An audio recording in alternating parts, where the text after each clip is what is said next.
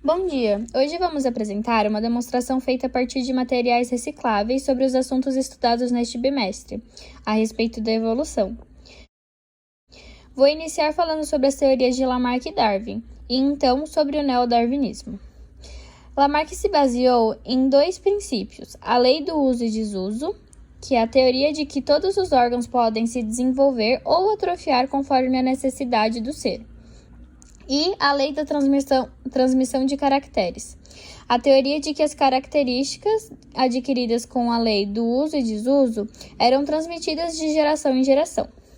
Lamarck falhou ao considerar que tais mutações pudessem ser transmitidas através de gerações, mas Darwin, mais tarde, deu continuidade nos estudos e propôs a teoria da seleção natural, em que o ambiente atua selecionando as características mais favoráveis dos seres. Posteriormente, a partir dessas teorias, foi aceito o neodarwinismo como a verdade sobre a evolução. Nela, afirma-se que todas as espécies atuais se originaram através das modificações que sofreram ao longo dos anos para se adaptarem ao meio em que vivem. Um dos exemplos clássicos representado por nós é o pescoço da girafa. Elas teriam a necessidade de alcançar as folhas mais altas nas árvores e, para isso, esticavam muito mais o pescoço, desenvolvendo a musculatura e levando seu aumento. Hoje em dia, nós temos a girafa como conhecida do pescoço grande. Bom, as teorias tanto de Darwin quanto de Lamarck sobre seleção natural são fortes evidências da própria evolução humana. Nós temos a representação de alguns dos crânios humanos ao decorrer do tempo, como Australopithecus, Homo erectus, Homo sapiens neanderthalis e também o próprio Homo sapiens. Estima-se que o Australopithecus viveu cerca de 2 a 3 milhões de anos atrás. Ele é um crânio com a mandíbula bem avantajada, tem um princípio mais animal, mais selvagem e foi um dos primeiros responsáveis pelas evidências da própria evolução. A estimativa de vida do Homo erectus na Terra é de cerca de 750 mil anos atrás. Ele já é um crânio completamente diferenciado, tem uma redução na mandíbula e foi um dos primeiros humanos a andar sobre 2 membros aqui na Terra. O Homo sapiens neanderthalis viveu cerca de 100 a 400 mil anos atrás. Ele já é um ser humano mais evoluído, mais próximo do que nós conhecemos hoje, né? O crânio já tem uma redução, a mandíbula já está menos avantajada ainda. Ele é um processo muito importante para que a gente possa conhecer a evolução como somos no dia de hoje.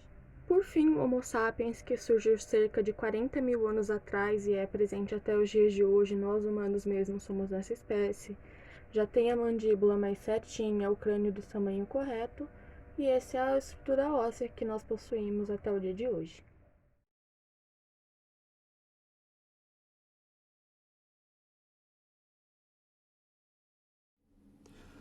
Antes de falarmos sobre especiação em si, é importante sabermos que nas espécies ocorre uma mudança na sua frequência genética que vai determinando a variação de suas características ao longo do tempo. Em outras palavras, com o passar dos anos, as espécies evoluem. E se ao longo dessas mudanças surgirem novas espécies, aí ocorre a especiação, que é nada mais nada menos que uma evolução que resulta no surgimento de novas espécies. Há várias formas de classificar uma especiação. A primeira divide as especiações por anagênese e cladogênese. A anagênese ocorreria quando há uma primeira espécie que ao longo do tempo é substituída por outra e depois por outra e por aí vai. Ou seja, uma especiação linear. Para exemplificar isso, eu fiz esse esquema com a linha e as tampinhas de garrafa, onde a linha representa o processo evolutivo de cada espécie conforme os anos e as tampas as espécies. Então digamos que existe uma espécie azul escura que ao longo do tempo é substituída por uma azul clara e depois é substituída por uma ciano e assim segue formando as especiações anagêneses. Já a cladogênese seria quando uma espécie ancestral origina duas ou mais espécies ao longo da evolução, como por exemplo a espécie humana, na qual em um certo momento de sua evolução conviveu com diversas espécies de hominídeos, onde a nossa se sobressaiu dentre as diferentes que existiam na época. como o Homo sapiens conseguindo eliminar o Homo neandertal através da seleção natural. E assim é representado no exemplo que montei, onde a primeira linha representa como uma única espécie na qual gera outras conforme o tempo, sendo cada espécie representada com uma tampinha de uma cor diferente. E é importante ressaltar que cada nó evidencia o momento em que as duas linhagens se separam, gerando assim espécies distintas. A segunda forma de classificação seria dividi-las em especiações simpátricas e alopátricas. O que seria exatamente? A simpátrica é a especiação que ocorre em um mesmo local. Por exemplo, em uma floresta, um bando de passarinhos que vivem se alimentando na copa de uma árvore e o outro bando se alimenta somente no solo. Então, por mais que eles sejam da mesma espécie e estejam no mesmo local, eles podem acabar se reproduzindo somente com seus bandos isoladamente. E com o tempo, esses dois grupos passam a parar de se reproduzir uns com os outros, sendo assim possível gerar duas novas espécies distintas, uma que vive no solo e a outra na copa.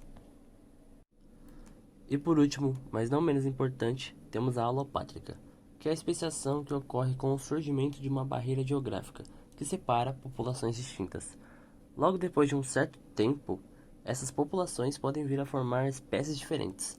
Um claro exemplo disso foi o grande continente Pangeia, que após separar as populações em vários continentes, resultou depois de muito tempo que, antes o que era apenas uma única espécie, acabou originando espécies diferentes nos vários continentes gerados a partir da deriva continental e do tectonismo das placas. Bom, agora eu vou explicar sobre a genética de populações.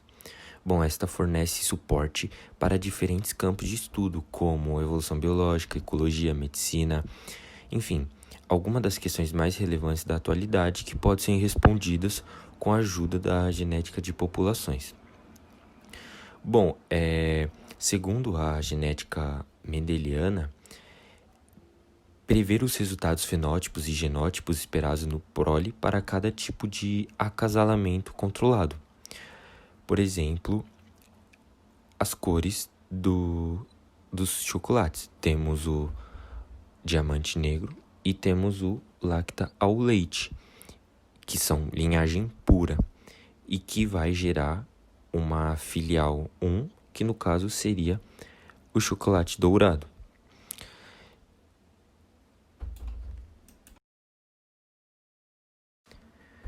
Mas o que aconteceria com esses chocolates, no caso o preto, o azul e o dourado, se eles vivessem em um lugar e pudessem se acasalar livremente entre si?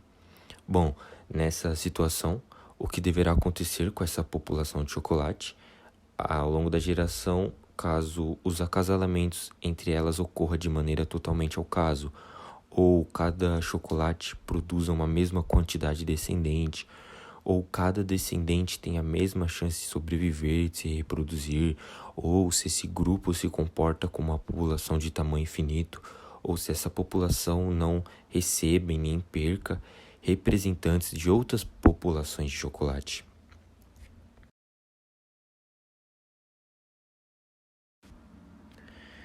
Bom, é normal que esse modelo científico tenha muitas séries de restrições, cheio de limites. Caso contrário, não conseguiremos estabelecer uma relação de causa e efeito. E é justamente quando analisamos cada um desses limites que encontraremos pistas mais seguras sobre o que realmente acontece nas populações naturais reais. Assim, é graças a isso que podemos levantar indagações como de que forma os dois alelos desse loco se comportarão ao longo das gerações em uma população de chocolate, que seguisse rigorosamente as regras apontadas anteriormente. Seria possível acompanhar possíveis mudanças nas frequências desses mesmos alelos, caso essa população começasse a sofrer, por exemplo, a ação de algum fator evolutivo, como a seleção natural, como a migração entre populações de uma espécie poderia garantir a manutenção da diversidade genética de uma espécie, dentre outras. Ou seja, é um estudo que poderia responder algumas questões sobre populações de espécies ameaçadas de extinção e nas populações naturais ainda livres e tal destino, ou a taxa de mortalidade a cada geração em uma população humana que contivesse indivíduos susceptíveis e resistentes a uma nova cepa viral mutante altamente letal e facilmente transmitível.